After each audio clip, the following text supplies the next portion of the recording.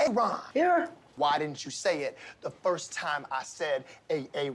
Because it's pronounced Aaron? You done messed up, Aaron! Hello, everyone. Welcome back for a little bit of SPTV, where remember, every day is a great day not to be in a cult. Well, I'll tell you who done messed up this time. It is Scientology-backed Clearwater City Council member Lena Teixeira. Of all the unforced errors that one can make, I'm gonna share with you an article that was published today by Tracy McManus at the Tampa Bay Times, and this article has to do with council members voting to raise their own pay, and the pay for Clearwater City Council members had not been raised in something like 20 years for a very specific reason. Being a city council member in Clearwater is not a full-time job, and raising your own pay has largely been considered a career suicide in this county, in this city, and especially since the people who have held these positions are largely, with some exceptions, wealthy retired people who have the time and don't need the money. Let's take a look at the article because there's some interesting political discussions that could be had surrounding this. Brings up some socioeconomic factors, some representation factors, some items that actually make for some really interesting discussion. But the fact that the only city council member in Clearwater's history who won her election specifically because of the Scientology vote, the fact that she's already kind of got this stain on her reputation, and she's also the only person who voted for this that is going to be running again. Anyway, let's take a look at this, guys. Clearwater Council votes to increase its salaries beginning in 2024. Beginning with the next election on March 19th, council members would be paid $45,000 and the mayor $49,000, a raise of 63% and 48% respectively. Yeah, for any of you guys who might have thought I was being mean with the thumbnail of my video, all I did was use the photo the Tampa Bay Times used. I didn't go looking for some bad photo or anything like that. All right. Tracy McManus says, for the first time in 2 decades, the city council has voted to increase the salaries for the elected officials of Tampa Bay's 3rd largest city in an effort to attract more diversity to an office that has largely been held by retirees or the independently wealthy, with flexibility to do the job for low pay. Beginning with the next election on March 19th, council members would be paid $45,000 and the mayor $49,000, a raise of 63% and 48% respectively, with annual cost of living adjustments. Now, this is where it gets interesting.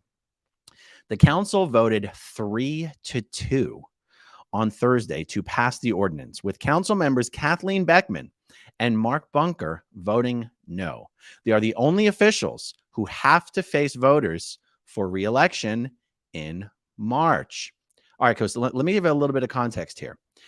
The Clearwater City Council, we have a council manager form of government. In other words, our city council does not run the city. Our mayor does not run the city. We have a city manager who is essentially the CEO of the city, handles all day-to-day affairs. You could think of the city council sort of as a board of directors. The city council has absolutely no authority to hire or fire anyone other than the city manager and the city attorney. And the city manager and the city attorney run the city and report to the council. So,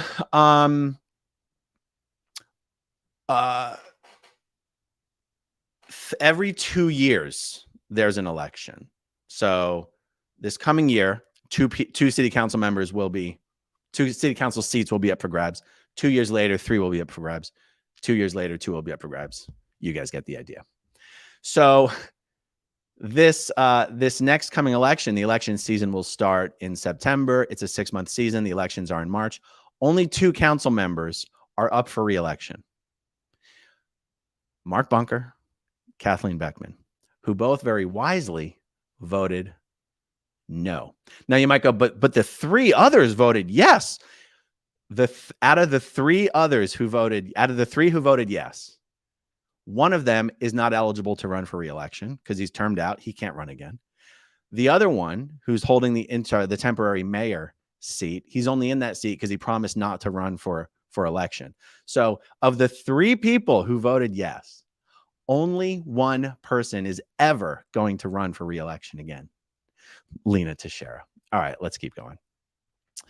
Although the ordinance will require a second vote in August, the topic has already been well debated since it was first raised by Council Member Lena Teixeira in February as a way to accommodate younger candidates raising families or people building their careers to run for office. Although Teixeira initially proposed salaries of $60,000 to $70,000 to set a more livable wage, she said the initial raise is a start. Most importantly, it sent a message. Teixeira said in an interview, I don't want the council to be an elitist group. It needs to be accessible for more citizens. And I'm hoping with this first big step that this is going to be continued. In March, the council agreed to punt the issue to the Charter Review Committee, an 11-member citizen committee that is convened this year to review proposed changes to city government. The committee, which provides non-binding recommendations to the council, agreed the elected officials should be paid more than the previous $27,000 and change for council members and $32,000 and change for mayor. Although the city manager runs the day-to-day operations of the government, the job of the council can be full-time between sit-downs with constituents, council meetings and work sessions in afternoons and evenings, and research looking into issues. The committee looked at tying salaries. Okay, we don't care about that. I'm not going to read every word of this article. Okay, at their May 10 meeting, the committee, that's the Charter Review Committee, unanimously recommended $41,000 for council members and $49,000 for mayor. Okay. Mike Riordan, who's a friend of mine, says people do not throw their hat into the ring. People don't throw their hat into the ring because the job doesn't pay enough and they have to work full time. For a lot of people, this is a very small amount of money, but there's a lot of good candidates who are making the median income or even below the median income, that this would be an opportunity for them to run for council. And if they win, maintain their standard of living for their 4 years or 8 years if they get reelected. When the issue returned to the council in June for discussion, Teixeira proposed bringing the council salaries to $45,000 to keep the difference with the mayor's salary the same that it is today. Okay, so I really like the reasons why Mark Bunker and Kathleen Beckman gave for voting no. And I'm glad that they didn't just say, I'm voting no because it would be career suicide. So let's take a look at the reasons they gave. Mark Bunker said he was not comfortable giving himself a raise while residents are struggling with inflation and cost of rents.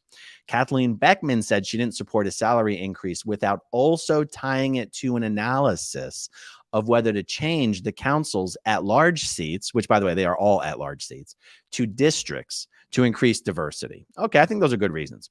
But Teixeira said Friday that it was time to act on an issue that has been talked about for decades. She said it could be used against her when she is up for re-election in 2026. But Teixeira said being able to foster change will have been worth it. While Beckman and Bunker face the ballot box in March, Councilmember David Albritton will be term limited out of office in 2026. Mayor Brian Ongst Sr. said he will not run after his one-year appointment is up in March. Quote, if this costs me the election, so what? I will have accomplished something, Teixeira says. Yes, you will have accomplished paying yourself 63% more money than you were already being paid. Now, what I want to do here is make sort of a devil's advocate argument for the arguments for and against raising the pay. The argument for raising the pay is, well, as was stated in the article, that it would allow younger, non-retired people to seek a seat on the council without having to sacrifice, what's the right way to put this? So the idea is that if you can't afford to do the job for free. Okay, so the argument is that younger people who would be interested in getting into politics, they don't run for city council because winning the office and doing the job doesn't pay enough to support a family. I understand that argument. And in the comments, I'm curious, and you guys in the comments who have thoughts on this in the live chat, please let me know, and I'll bring them up on screen. Here's why I think it's an argument that sounds good superficially, but the substance of the argument is a bit disingenuous. The 5 city council seats, including the mayoral seats, so 4 council members plus the mayor, these are all at-large seats, citywide elections. There's no districts, okay? If you cannot afford to be a part-time city council member, there is no way you are going to raise enough money to win an election win a citywide election against the Clearwater political establishment, the extremely well-funded Clearwater political establishment. Now, I ran for city council 2 years ago. I'm going to show you guys something here. And I raised a crap ton of money. These are the results. I ran against Lena Teixeira. That's actually why she got all the support from Scientology. Lena Teixeira was actually like the vice chair of something called the Clearwater Downtown Partnership. David Miscavige's representative was one of the board members on that nonprofit, and Lena worked very closely with the Church of Scientology and David Miscavige's representative. I think anyone who gets elected to president or vice president of the Clearwater Downtown Partnership, I think their first act should be to demand the resignation of anyone working for David Miscavige. I didn't say any Scientologists. I said anyone working for David Miscavige. So Lena Teixeira got the entire Scientology vote and all of the Scientology donations. And and had the full support of the entirety of Clearwater's political establishment. And I still got 36% of the vote, running on primarily standing up to Scientology and changing the perception that Scientology pulls all the strings in the halls of power of Clearwater. So I know what it takes to run for Clearwater City Council. I know how much money it takes to run a competitive campaign. The idea that if you just raise the pay, you'll get a lot more young people who want to do politics as a career seeking out office. I guess I want your guys' opinion on this, because I realize I might just be very biased on this. Because you also can say, whereas it's very nice to want to encourage young people to show interest and participate,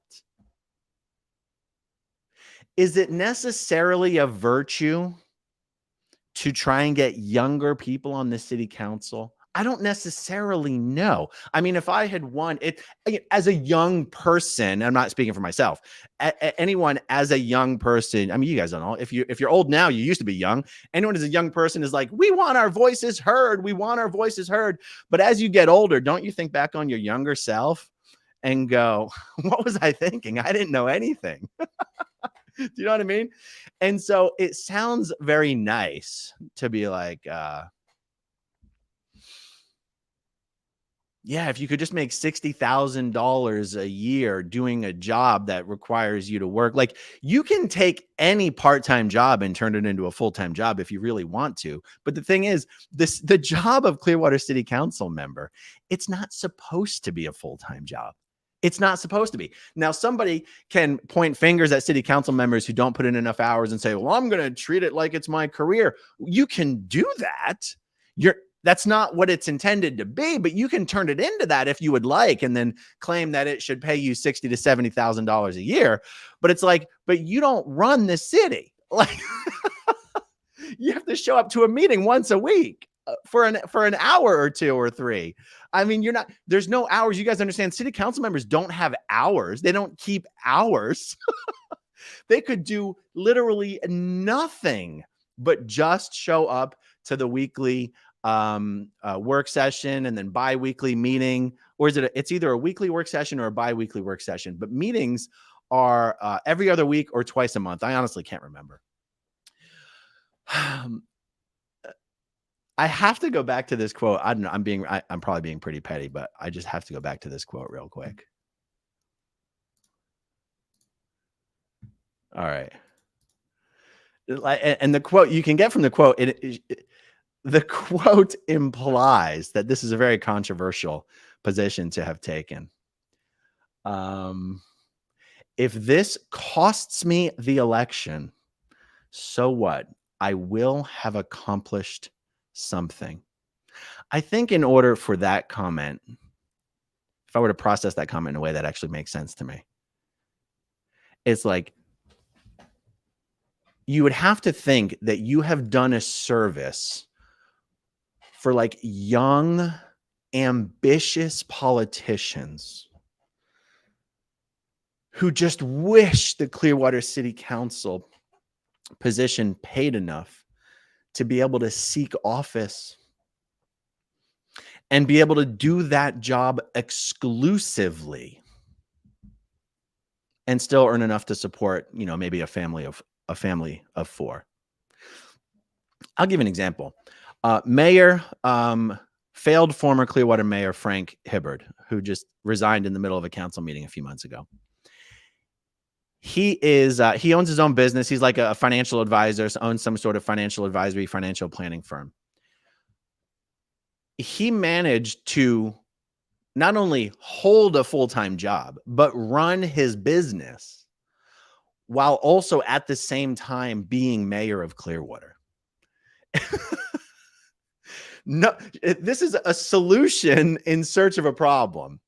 Never in the history of Clearwater has the salary of the council members been something that held people back. Lena herself is, I don't know what it means to be rich these days.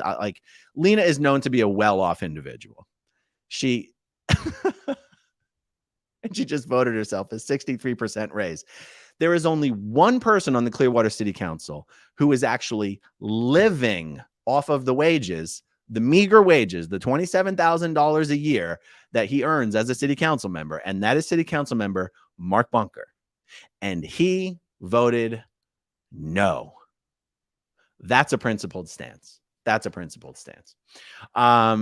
Anyway, I've been looking at the live chat here, guys, looking for thoughts on this specifically. Let's see. Jazzy J.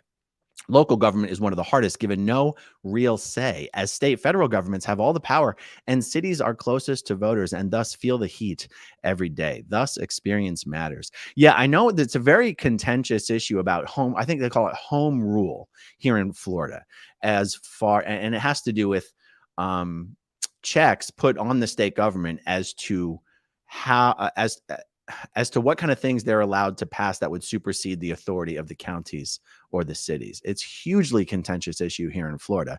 I assume it's, you know, similar other states, but what do I know, guys? Florida's where I live. Yeah, let's see. Lady Pamela. I worked for the mayor in my town in my 20s. The paperwork and BS was unreal, man. Pamela, I'm going to guess that you lived in a city where the mayor actually ran the city. And I just wanted to reiterate that in Clearwater, the mayor has absolutely no authority of any kind whatsoever, other than as one of 5 votes on the city council. Andy Law. I don't think I should share any of my activity in UK local politics. I would get banned somehow. But Aaron's story resonates. Well, very nice. Very nice.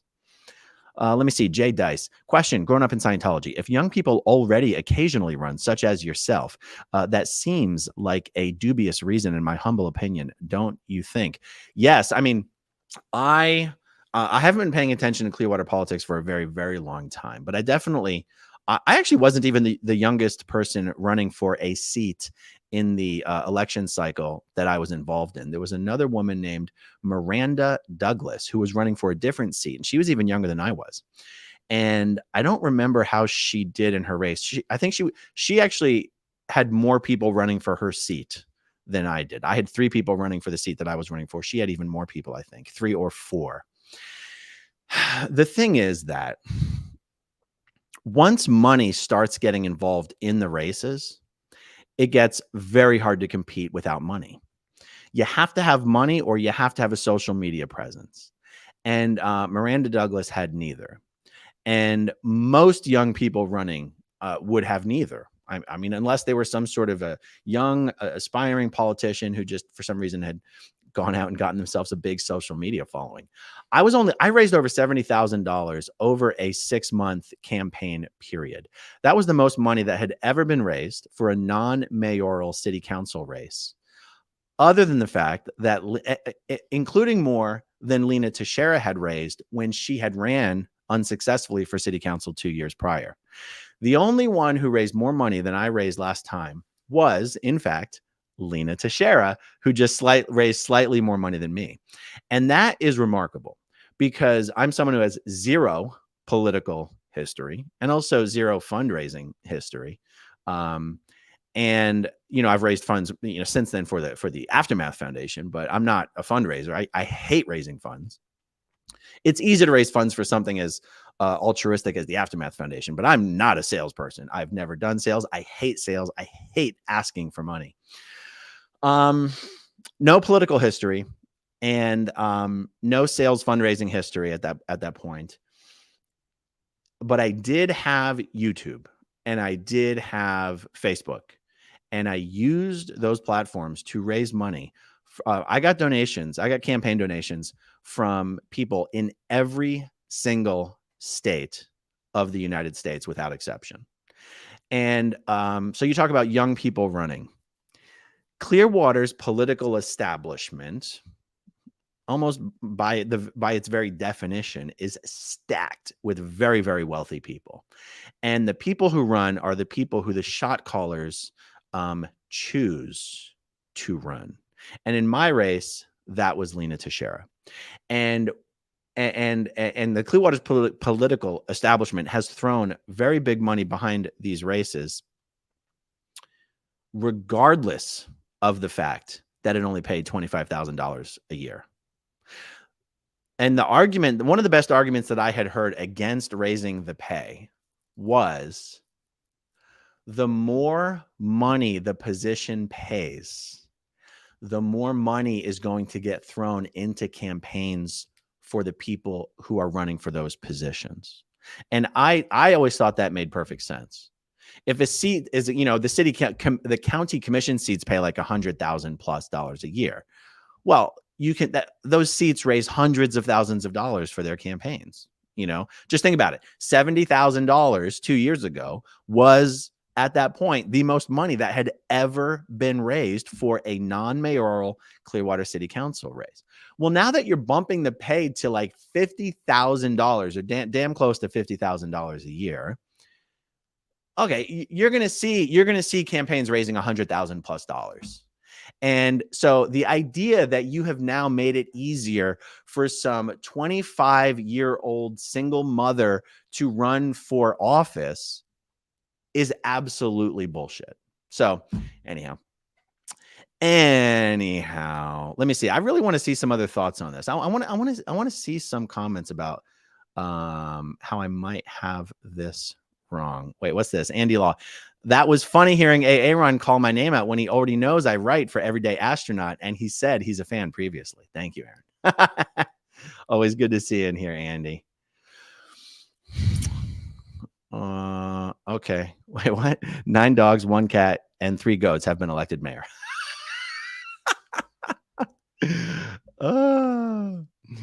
Meerkat Moon, late again. Could Aaron not have waited until I'd finished my shower? Sorry, Meerkat Moon. Sarah S. Unlike state level politicians, local leaders don't have the expense of traveling to and from Tallahassee. Very, very good point. That is true, man. I mean, I know some of the people who work in the state Senate or the state house, and I don't even know how they do it.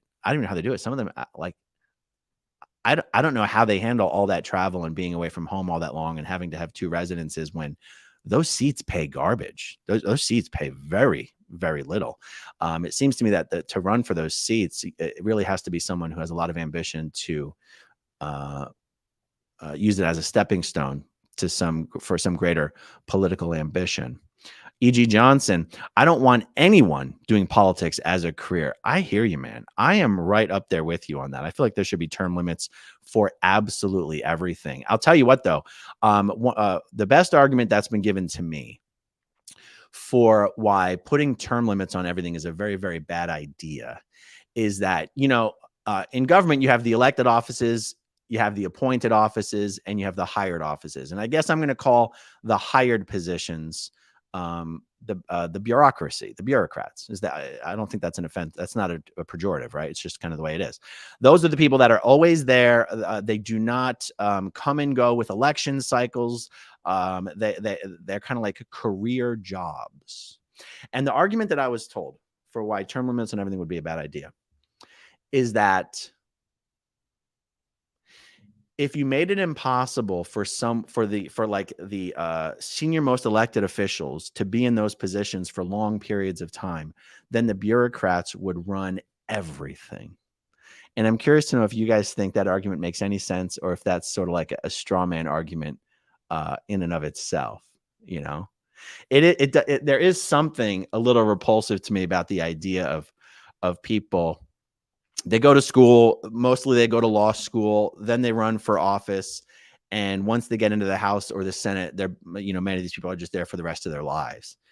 And it's like, should it really be that way? I mean, obviously it was designed to be that way because that's the way that it is. But is it really the best way to go? Is that, man, just things get so entrenched. It's so hard to change things when you have people who are just there for their entire lives. But anyway, that's kind of neither here nor there as when it comes to the Clearwater City Council. The rules for the Clearwater City Council are you can only serve 2 consecutive terms, and then you have to sit out. But then you can run again. And it's always been crazy to me that in a city of 120,000 people, you just have the same people running for city council and the county commission over and over and over again. I mean, you could see that same thing happening on the national stage. I just can't even fathom, like, whether you're talking about the Clintons or the Bushes or any other dynasties or whatever. It's like in a country of 320 million people, we really need 2 people of the same family being president of the United States. It's absolutely insane. I guess the Clintons, because, you had Bill Clinton and then Hillary was running. And you're like, again, in a country of 320 million people, you think we need 2 people from your family to hold this office? Like, that's absolutely mad to me. But, I guess you see that reflected at the state level and the county level and the city level. There must be something to it, you guys. There must be something to it. That really might be all for me this evening. I would like to do a little bit more, but I'm not actually sure that I have time because I got something I got to go do tonight. So if you don't see me later tonight, I'll see you guys tomorrow. Thanks, everyone, for watching. Thank you to everyone who watches until the very end, and I will talk to you soon. Okay, if you want to see my rock and roll songs, click right on this guitar. And if you want to see a different one of my videos,